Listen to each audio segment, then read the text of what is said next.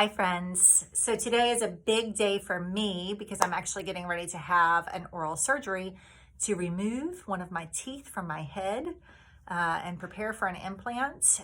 So while that's a vulnerable share, no, I'm not going to tell you which tooth it is so that the next 3 months while my bone graft is taking, you get to play guess which tooth it is game. But the reason why I wanted to shoot a video about this is because I want to talk about how you prepare for trauma when you know trauma is coming. So a lot of times when I'm talking about trauma, I'm talking about the experience of overwhelm in the nervous system that is unintegrated. And that is what creates trauma. But we also have this kind of trauma, the kind that we know is coming. There's going to be a physical trauma. My body is going to have to do some extensive healing. And it's ongoing, and on top of that, it stems from an accident I had as a child. So it has the potential to sort of hit hard in the nervous system response to old trauma that I've sustained and worked on and worked through and always get to revisit through my teeth. So preparing for trauma and what is the best way to integrate a trauma when we know that it's coming. So the first thing I wanted to talk about is the phrase of put your oxygen mask on first. So you're going to see a picture where I'm literally wearing an oxygen mask. Yesterday, I spent some time in a hyperbaric chamber wearing an oxygen mask, doing some deep oxygen therapy to start my tissues on a healing process, start their rapid regrowth, regeneration capabilities. And also it was super relaxing to my nervous system. I got to take an hour break.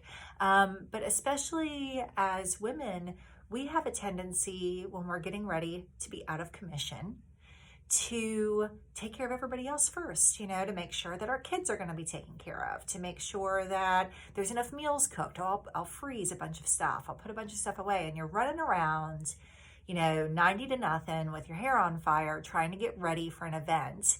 And you haven't slowed down to consider what it means for your own body and your own nervous system. So the very first piece is putting that oxygen mask on yourself first, whether it's literally going into a hyperbaric chamber with an oxygen mask, getting a massage, what are you doing somatically to integrate your nervous system? And I'll talk about that more in a moment. How are you preparing your body to best cope with the trauma it's getting ready to endure?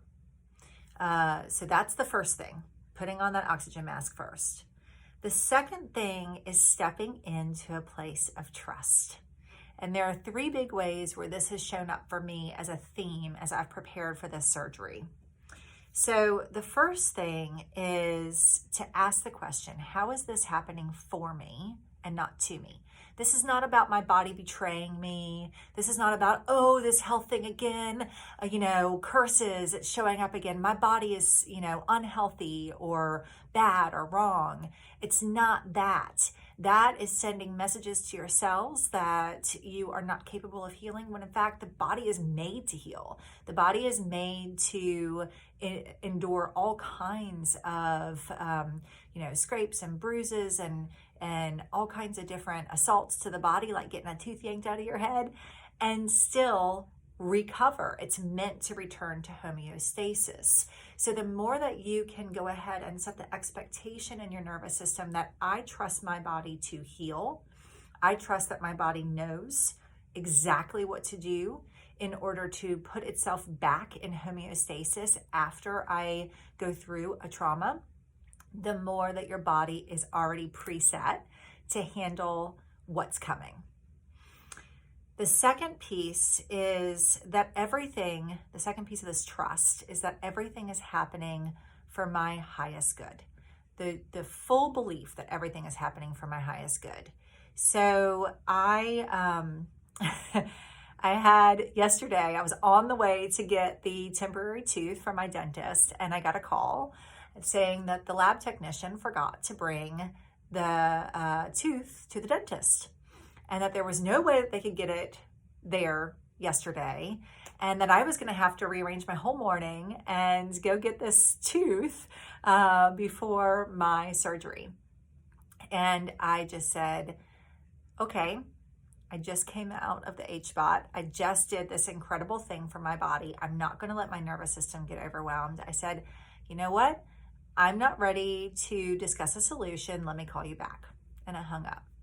And I just stepped into the place of full trust. Like, I'm taking care of myself. I'm doing what is best for me.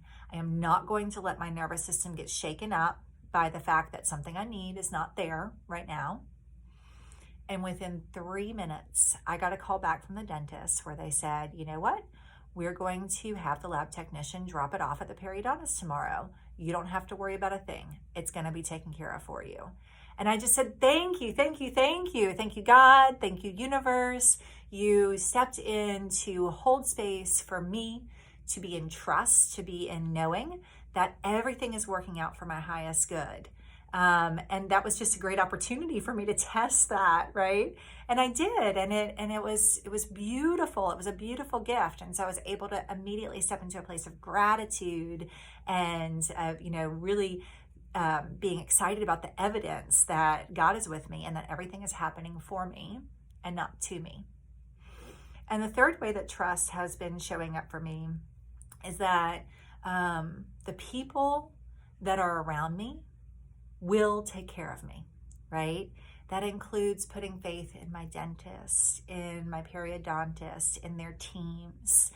Yesterday I was having a nervous moment, and so I called the periodontist office and I asked to speak to one of the clinical team, and they were able to walk through everything with me. And so I was able to really step into a place of trust that they are working for me. And that, my husband will show up. I didn't need to put away frozen meals for my family for the next 3 days or worry about myself in that way. And while not everybody may have that, where can you ask for help? Where can you put your faith in somebody else that they will show up for you in the time where you need them to show up? So that is the third way that I have seen trust as a major theme and as a beautiful exercise to settle my nervous system as I prepare for the surgery. And then the final piece is the somatic integration. So if you've been watching me, you know that somatic integration it's what I stand for. It's what I talk about. And it's what I do in my work. And so how can you pre-prepare your body, and then how can you work through what your nervous system has gone through on the backside of it? So just a reminder, butterfly taps. And even as I've been sitting here talking to you, I have been tapping my toes in my shoes, which has kept my nervous system grounded and my attention on my feet. And it's just a tiny little somatic exercise. It's something I can do even while I'm receiving the procedure today, if I'm awake. Because another way that I've given myself permission to care for myself is to take the sedation that they offered me, so that my nervous system can be relaxed while I'm receiving the procedure.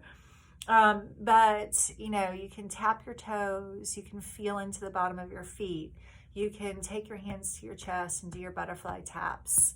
You can follow a column breath in through the nose all the way down to the feet, exhaling back out again all the way up through the crown.